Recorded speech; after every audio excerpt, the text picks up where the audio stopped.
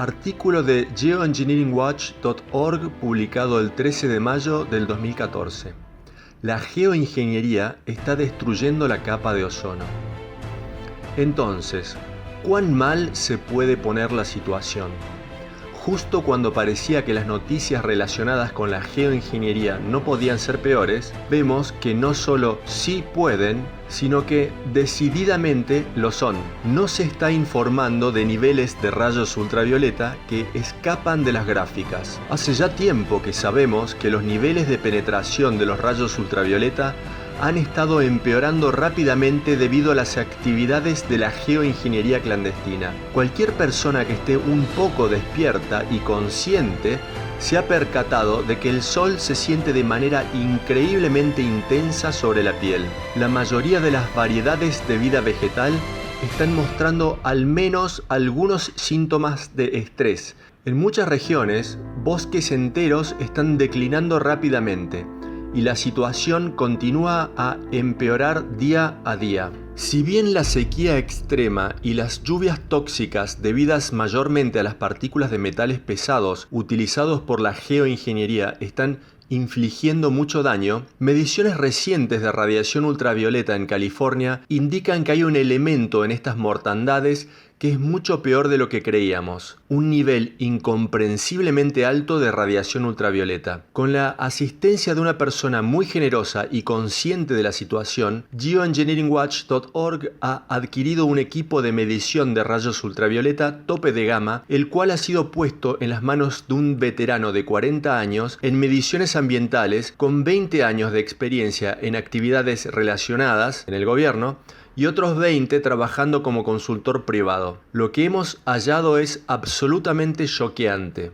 En un reciente estudio acerca de rayos ultravioletas excesivos, se nos dice que los rayos UVB son tan solo un componente menor del total de la radiación solar. Ahora sabemos que esto no puede estar más lejos de la verdad. Nuestras mediciones recientes reflejan un aumento exponencial en las radiaciones UVB. Debido a su alta carga energética, su potencial para ocasionar daño biológico a plantas, animales y humanos es excepcionalmente importante, y aún pequeños incrementos en esta radiación pueden llevar a daños biológicos significativos. Hay numerosos estudios que establecen estos efectos de manera comprobada.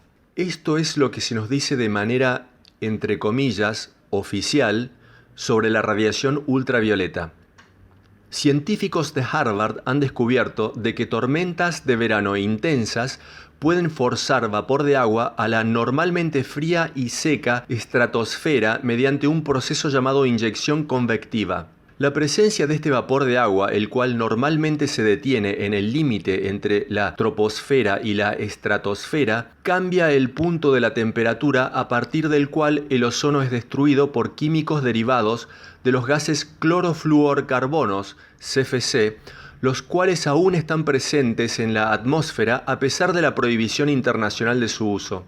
Las reacciones químicas que destruyen el ozono ocurren típicamente en condiciones de temperaturas muy frías. La presencia del vapor de agua aumenta la temperatura al punto en el cual tiene lugar la pérdida del ozono, y estas condiciones a partir de las cuales el ozono es destruido son alcanzadas de forma rutinaria en los Estados Unidos y posiblemente en otros lugares. Se espera que la frecuencia e intensidad de estas tormentas estivales aumente debido al incremento en los niveles de dióxido de carbono y de metano, los cuales atrapan calor en la atmósfera. La reducción en el ozono de la estratosfera va a permitir mayor penetración de rayos UV sobre la superficie, con el potencial de causar daños al ADN de personas, animales y plantas. Esto es lo que se nos dice de manera oficial.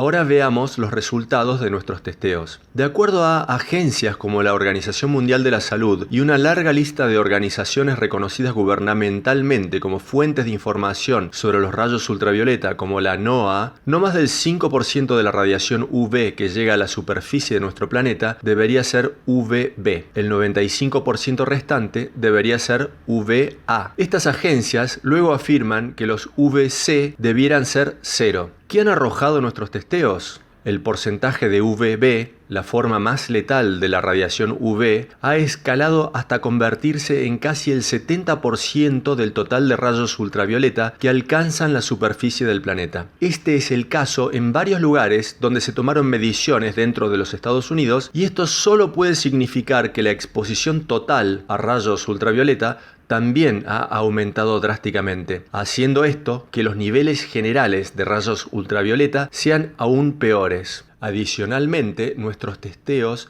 han mostrado de manera consistente niveles significativos de rayos UVC, los cuales solían ser filtrados por la atmósfera a unos 30.000 metros de altura. Ya no más. Los rayos UV son medidos en anchos de banda espectrales. Más alto el ancho de banda, más benignos son los UV. Los de ancho de banda más bajos son los más letales. Testeos realizados recientemente muestran que casi el 70% de la radiación UV entrante está corrientemente en el rango de los UVB y UVC, mientras que las principales agencias y sus voceros nos dicen que estos son el 5% de los rayos ultravioleta entrantes, o menos. Esto se traduce en un 1400% de aumento en los rayos ultravioleta B como porcentaje del total de rayos ultravioleta. Si los UVA también han aumentado debido a la misma destrucción del ozono que ha permitido el ingreso de los UVB, esto indicaría que probablemente el total de UVB y UVC es aún más alto, y no tan solo una diferencia en la proporción del número total. ¿Cuáles son los efectos negativos conocidos de la exposición de la vida vegetal a radiación ultravioleta excesiva? Las pruebas visibles. En los bosques del norte de California, la corteza está siendo literalmente quemada sobre los árboles. Sobre muchos especímenes queda tan solo una delgada línea de corteza del lado opuesto a los rayos del sol. El follaje está siendo achicharrado con muchos árboles mostrando tan solo una fracción de su cobertura normal de hojas. Muchas especies de plantas nativas ya ni siquiera están generando nuevos brotes. Los organismos que aún logran crecer en muchos casos adoptan una forma miniaturizada. ¿Cuáles son algunos de los resultados de la exposición de las plantas a rayos ultravioleta excesivos? Estos pueden detener la germinación de las semillas, causar retraso y malformaciones en el crecimiento de las plantas, muerte de ramas, reducción de follaje, daños al ADN, cambios en la distribución de nutrientes, mutaciones, fotosíntesis afectada y gran incremento de la mortandad. Veamos algunos de los efectos conocidos de la exposición de la vida acuática a rayos ultravioleta excesivos. Toda la vida acuática es particularmente vulnerable a niveles altos de radiación ultravioleta. El fitoplancton representa un 30% de la ingesta a nivel global de proteína animal. El fitoplancton y los microorganismos que consume mueren en la presencia de radiación ultravioleta excesiva. Las poblaciones globales de plancton ya se han reducido entre un 40 y un 50%. Mucha de esta mortandad es causada probablemente por el aumento de la radiación ultravioleta. Con menos plancton tenemos menor cantidad de absorción de dióxido de carbono, menor producción de oxígeno, y se está viendo una rápida declinación del contenido atmosférico de oxígeno en todo el planeta. Con menos plancton también hay menos pescados. En esencia, una disminución drástica de las poblaciones de plancton afecta toda la cadena alimentaria y a toda la vida en la Tierra. Adicionalmente,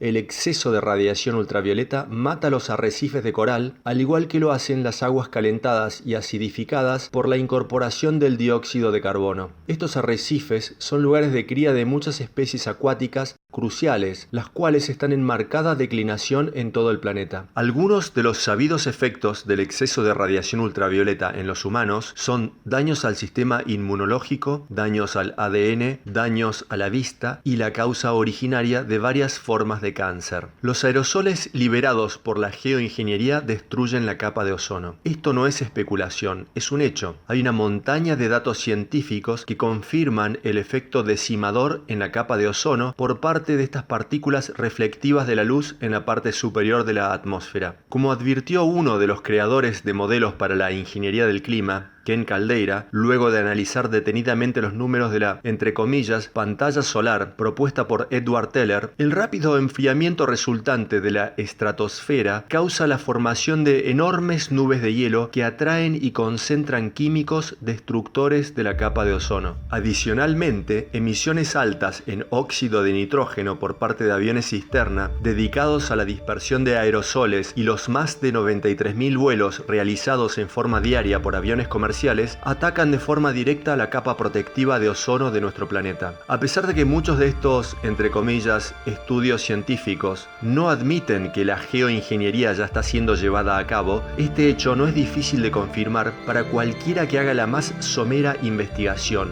como se puede ver en las numerosas referencias posteadas al pie de este artículo. Estamos ante un cruce de caminos. La gravedad de nuestra crisis colectiva no puede ser más concreta y real. Mediciones actuales de radiación ultravioleta dejan en claro que estamos siendo expuestos a niveles peligrosamente altos de radiación, específicamente radiación ultravioleta B y ultravioleta C. La medición llevada a cabo en el norte de California, en la cual se basa este artículo, fue realizada con un par de instrumentos de medición idénticos, recién salidos de fábrica, de última generación y de calidad científica. Estos tienen la garantía de estar científicamente calibrados dentro de un rango de menos de 4% de margen de error. Como se mencionó antes, el técnico que llevó a cabo las mediciones de rayos ultravioleta es un veterano de 40 años en mediciones ambientales y su interpretación. Aquí, en el norte de California, ya estamos presenciando daños visibles y alarmantes a follajes, árboles y plantas. Las ramificaciones de los niveles extremadamente altos de radiación ultravioleta para con todas las formas de vida,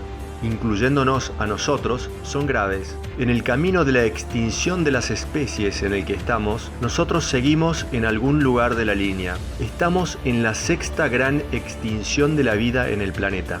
Aquí y ahora. Si la geoingeniería continúa sin freno y la capa de ozono es completamente destruida, será el fin del juego para todos nosotros. Sin capa de ozono no puede haber vida en la Tierra. Así de simple.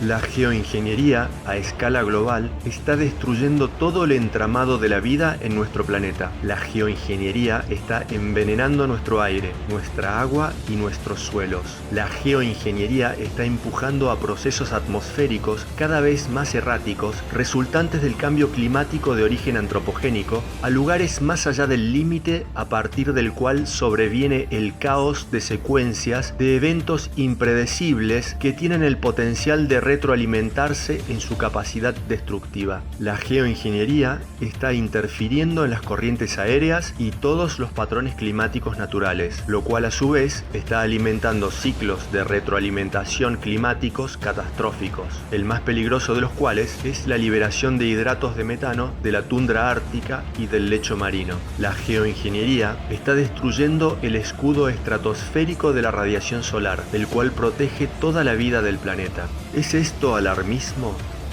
Realicen su propia investigación con honestidad y lo averiguarán. La percepción y conciencia global acerca de estos letales programas está aumentando rápidamente, pero no lo suficiente. Está en todos nosotros ayudar a arrojar luz sobre este tema de vida o de muerte. Cada día es de importancia. Dane Wigington.